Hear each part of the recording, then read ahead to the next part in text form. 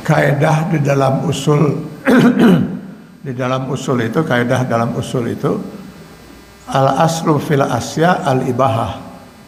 Asal segala sesuatu itu boleh sampai ada dalil yang mengharamkannya.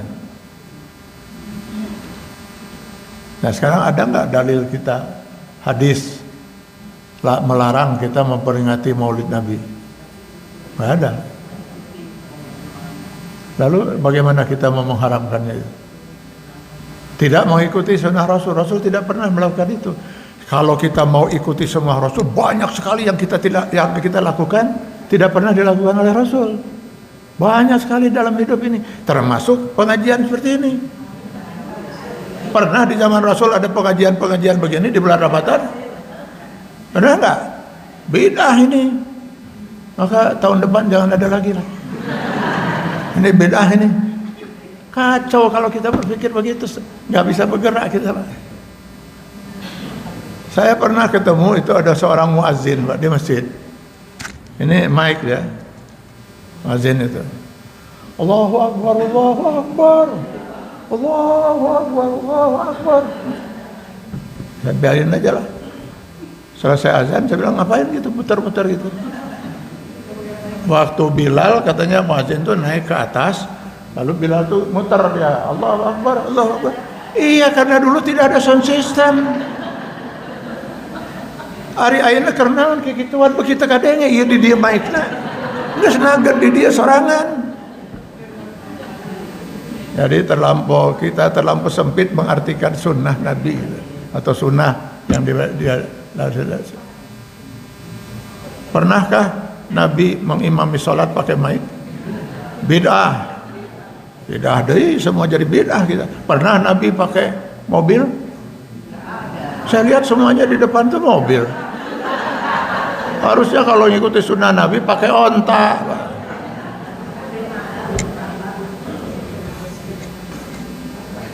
Ya, jadi kalau menurut saya selama kita maksudnya itu baik, memperingati Maulid misalnya untuk mengingatkan kita siapa Rasulullah, apa ajaran yang dibawa oleh Rasulullah, ceramah cuman memakai istilah itu, isinya mana sehat, masa nggak baik.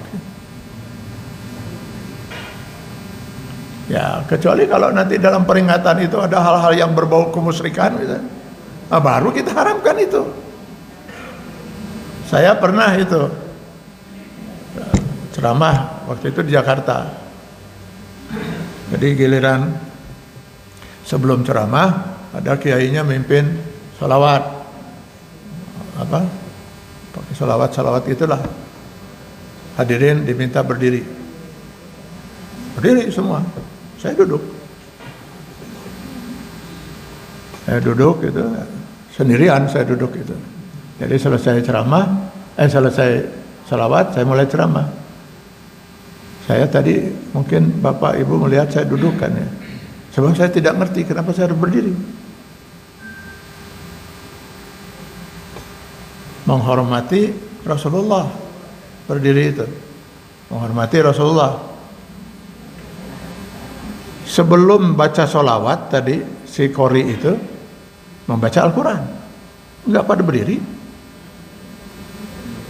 Kenapa tidak menghormati Allah ya?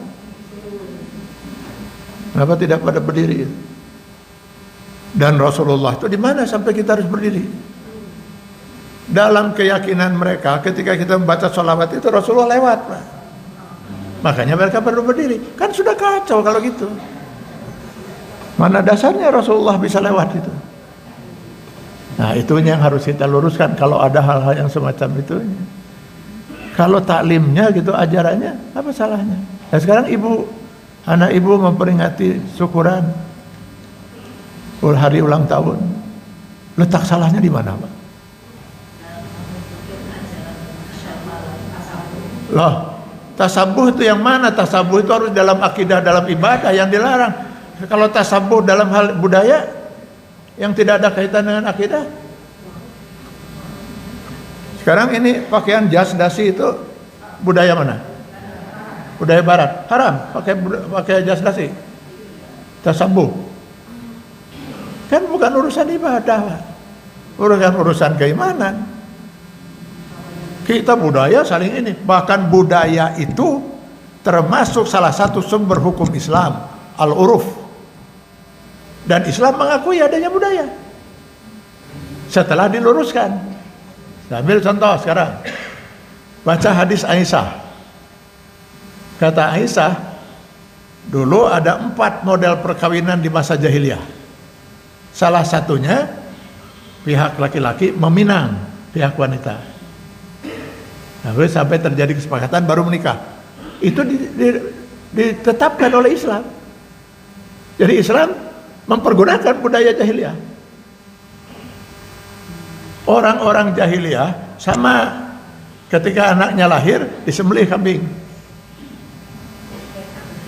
Bedanya penyembelihan itu untuk berhala yang mereka sembah, maksudnya, lalu si darah dari kambing itu ditampung lalu dikeramaskan ke kepala si bayi. Itu budaya jahiliyah. Dipergunakan oleh Islam? Dipergunakan budaya itu, menyembelih kambing akikah. Cuman dirubah, niatnya harus karena Allah, darahnya jangan, itu kotor, buang, ganti dengan wangi-wangian. Islam mengakui budaya selama itu tidak bertentangan dengan akidah, dengan nilai ajaran Islam. Loh, kalau kita mau sebut lagi budaya Arab itu yang mana? Nah, itu yang sekarang lagi diribut-ributkan itu dengan Islam Nusantara yang ngaco itu. Lalu mereka menganggap syariat Islam itu budaya Arab lagi. Beda antara syariat dengan budaya, Pak. Syariatnya sudah tetap itu. Ibu memakai jilbab ini budaya atau syariat?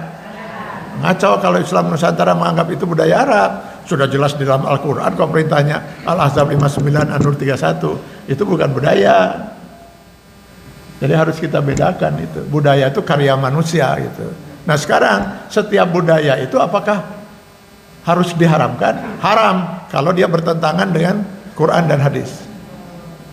Kalau tidak bertentangan dengan Quran dan hadis, di mana mau diharamkan?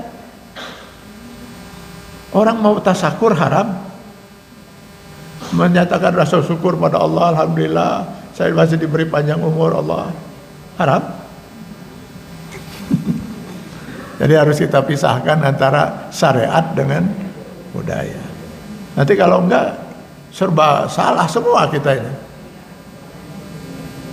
Begini enggak ada dicontohkan Islam. Makanya harus dibedakan mana sunnah Rasul yang menjadi hukum, mana yang bukan menjadi hukum. Rasul kalau sikat gigi pakai apa? Ibu sekarang sikat gigi pakai apa? Sikat gigi dengan odol, bid'ah. Udah habis kita, udah nggak bisa apa-apa lagi, udah nggak bisa bergerak itu. Odol udah harus dibuang, sikat gigi harus dibuang gitu kan. Ibu pakai sabun, pakai sampo. Rasulullah pernah pakai sampo, buang, bid'ah. Habis kita kalau gini, modelnya gitu.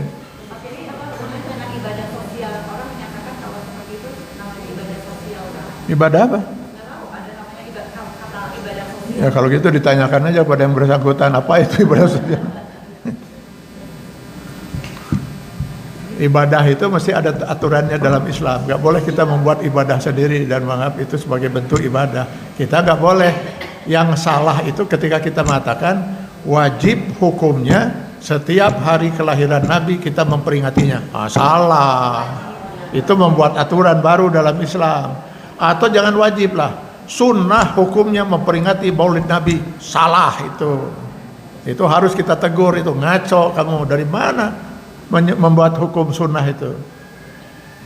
Nggak ada itu hukum sunnah memperingati Nabi, sunnah memperingati Isra Miraj. Itu sudah ngawur itu.